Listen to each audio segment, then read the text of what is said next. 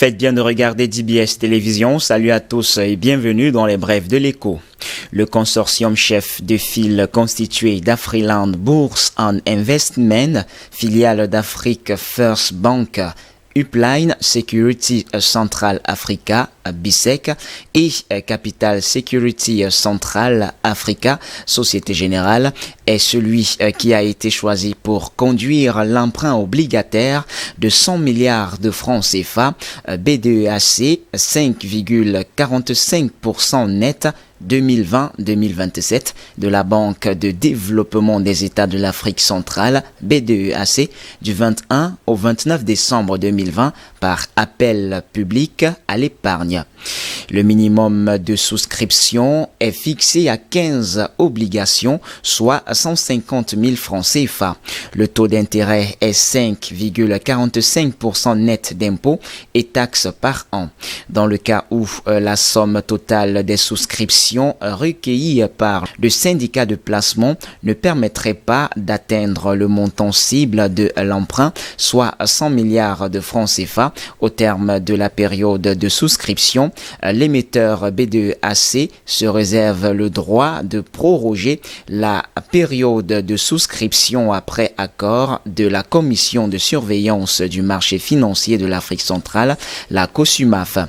Dans le cas où la somme totale des souscriptions recueillies serait supérieure à 100 milliards de francs CFA, la BDEAC se réserve le droit de procéder à une surallocation après accord de la COSUMAF ou de réduire les quantités souscrites. Les investisseurs intéressés par cet emprunt sont informés que les sociétés de bourse ci-après, membres du syndicat de placement, sont habilités à recevoir leurs souscriptions. Afriland Bourse et Investment, Upline Security Central Africa, USCA, CBT Bourse, Société Générale Cameroun, Société Générale Guinée équatoriale, SG Capital, Société Générale Capital Security Central Africa, CBC Bourse, EDC Investment Corporation, Commercial Bank Tchad, BISEC, etc.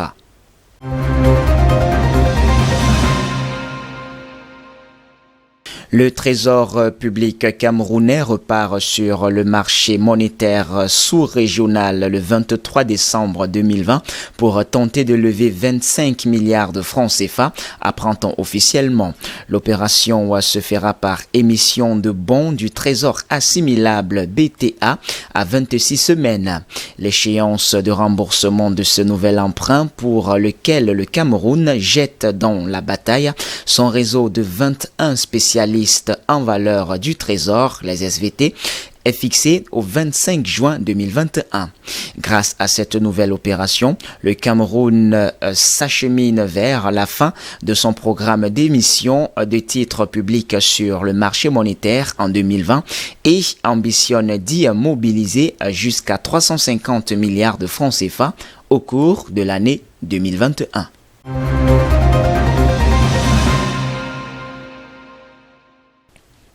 Et puis prenons le prétexte de la célébration du 30e anniversaire de la loi du 19 décembre 1990 sur la communication sociale. Le réseau de patrons de presse du Cameroun, en abrégé REPAC, vient d'adresser un mémorandum au chef de l'État camerounais, Paul Biya. Dans ce plaidoyer pour la viabilisation des entreprises de presse dans le pays, le REPAC plaide principalement pour un meilleur accompagnement des pouvoirs publics à travers une subvention de 2 à 3 milliards de francs CFA chaque année. Dénommée jusqu'en début 2020 aide publique à la communication privée au Cameroun, cette subvention oscillait entre 150 et 300 millions de francs CFA chaque année. Comme son nom l'indiquait, cette somme jugée insignifiante était distribuée aussi bien aux entreprises de presse qu'aux associations corporatistes. Depuis avril 2020, On parle désormais d'appui institutionnel de l'État à la presse à capitaux privés. Il est réservé exclusivement aux entreprises éditant des journaux et périodiques paraissant à intervalles réguliers et aux entreprises de presse en ligne. Lors de la dernière allocation intervenue en juillet dernier, une centaine de médias se sont partagés 240 millions de francs CFA.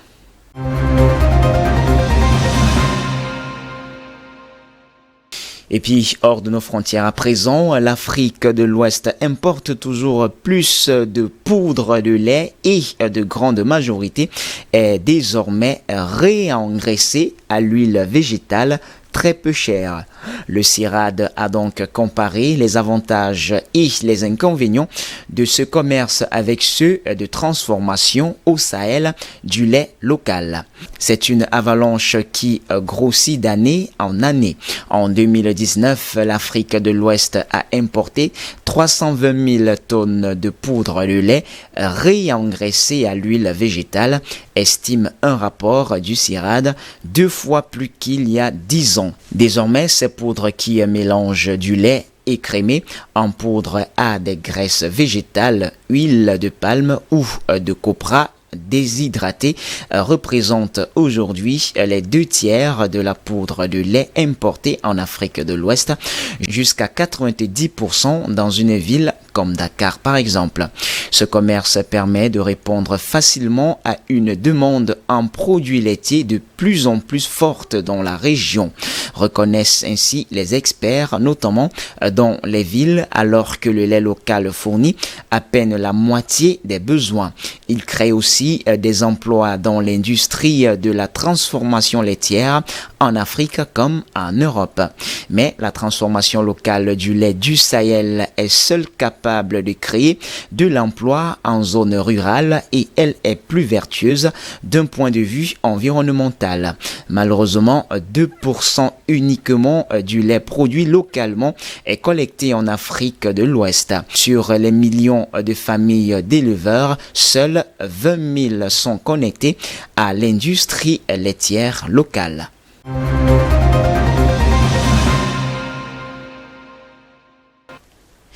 Et puis pour terminer, courte information mais pas les moindres, au Rwanda, le gouvernement mise sur le e-commerce pour booster les exportations et réduire le déficit commercial du pays.